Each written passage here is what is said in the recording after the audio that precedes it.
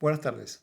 Hoy voy a hablar de dos temas de importancia en el marco del sistema americano. Por un lado, lo que tiene que ver con las restricciones a los derechos humanos y por otro lado, a lo que tiene que ver con la suspensión extraordinaria bajo ciertas circunstancias de esos mismos derechos a los cuales tienen potestad de recurrir los estados americanos bajo ciertas condiciones que la propia convención establece.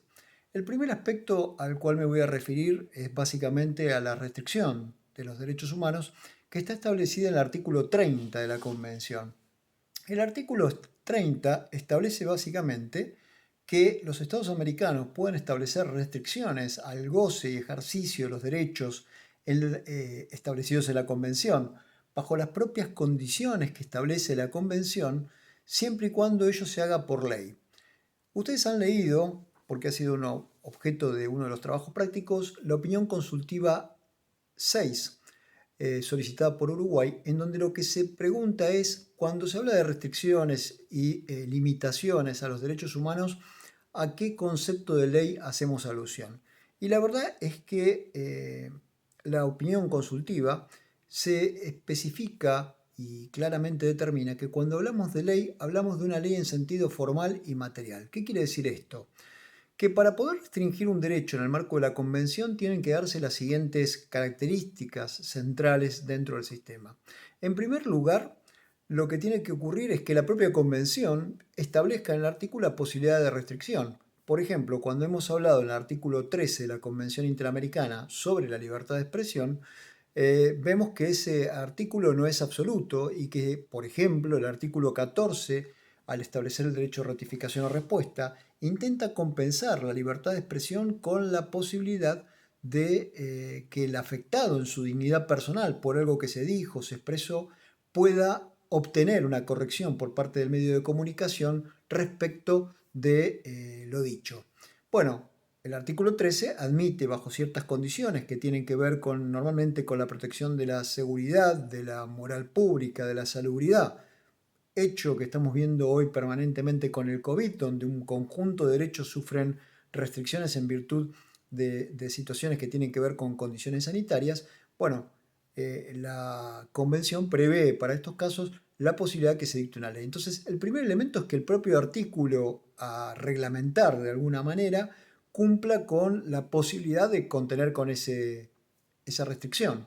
De hecho, sabemos que ningún derecho contenido en ningún cuerpo legal en términos generales es absoluto. Nuestra Constitución Nacional ya sabiamente y desde 1853 dice que los derechos allí establecidos, incluso los genéricos del artículo 33, quedan sujetos a un razonable ejercicio de limitación que prevé el artículo 28, que es la reglamentación de esos derechos. Bueno, en el ámbito del derecho internacional público de los derechos humanos ocurre lo mismo. Esos derechos que están establecidos de una manera amplia, generosa en la Convención Interamericana, pueden ser reglamentados por cada Estado mediante leyes. Ese es el segundo aspecto que cobra importancia en esa opinión consultiva y que también cobra importancia para el sistema americano. ¿Qué es ley? El primer problema es que hay una cuestión de terminología. En el sistema anglosajón, no se olviden que la Convención Americana contempla tanto países de angloparlantes como países hispanoparlantes y también lusitanoparlantes, como el caso de Portugal, o incluso francoparlantes. El concepto de law, que sería la denominación inglesa utilizada, no es equivalente exactamente a ley, sino que es más como derecho en nuestro ordenamiento jurídico. Eso puede motivar algunas dudas respecto de qué es lo que la Convención está diciendo cuando en el artículo 30 dice que se pueden restringir derechos en virtud de leyes. Para aclarar este punto, la Convención, a través del mecanismo interpretativo que hemos visto que son las opiniones consultivas de la Corte Interamericana, dice, no, cuando hablamos de ley en materia de restricción de derechos hablamos de una ley en sentido formal y material. ¿Qué quiere decir en sentido formal y material?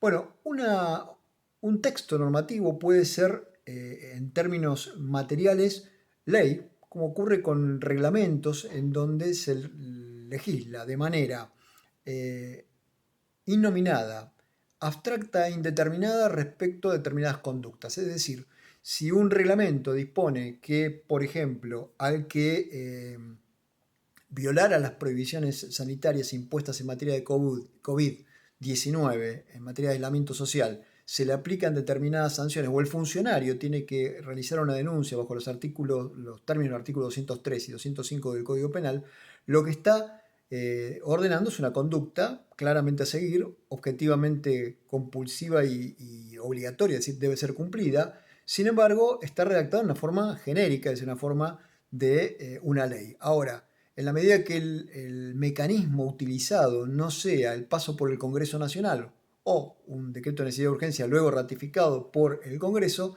nos encontraremos con una ley en sentido material pero no formal.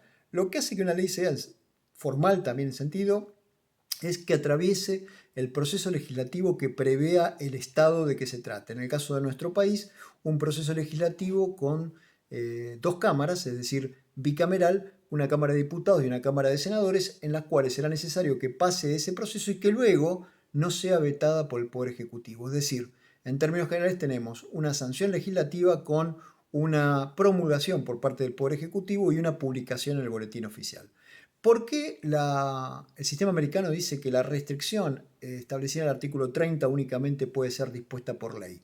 Bueno, porque lo que están en juego son derechos precisamente, los cuales por sus características, el principio que tienen es de gozabilidad, de su más amplia posibilidad de ser disfrutados, y en consecuencia cualquier restricción tiene que responder a ciertas reglas ponderadas por el legislador, entre las cuales se encuentran en primer lugar una razonabilidad, es decir, por qué se limita un derecho o se restringe, tiene que responder a una cierta razón lógica.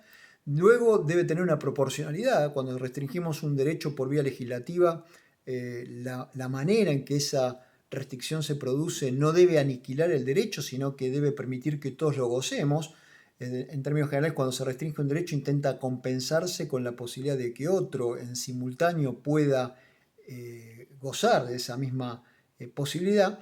Y finalmente, debe tener una razonabilidad con respecto al fin perseguido. Es decir, cuando restrinjo una determinada disposición, debo sostener que la finalidad perseguida última es asegurar que todos puedan gozar de esos derechos. Para que eso ocurra en una sociedad democrática, y allí es donde la Corte Interamericana hace mucho hincapié, en una sociedad democrática necesitamos una ley en sentido formal porque necesitamos que participen los representantes del pueblo, es decir, aquellos que tiempo en tiempo, dentro de los periodos que se establecen en cada ordenamiento jurídico, son electos para llevar adelante la voz de la gente, la voz del pueblo, y en consecuencia ellos son los que deben analizar concretamente si la restricción que es propuesta cumple con esos estándares, votándolos y haciendo en consecuencia que lo que se decida implique un ejercicio de la representación popular. Claro, además con otro control que es adicional a cualquier sistema republicano, que es el del Poder Judicial. Finalmente también, en caso de que alguien entienda que las restricciones o que las disposiciones que se han establecido violan esos derechos básicos, bueno, en el sistema constitucional argentino será el Poder Judicial el que decida si esto es así o no. En el sistema internacional se podrá llevar la cuestión ante el sistema interamericano planteando que la restricción que aplica a ese derecho el sistema legislativo de un país determinado y que no fue revisado oportunamente por otros órganos nacionales como pudo haber sido el Poder Judicial, viola, transgrede el marco normativo existente.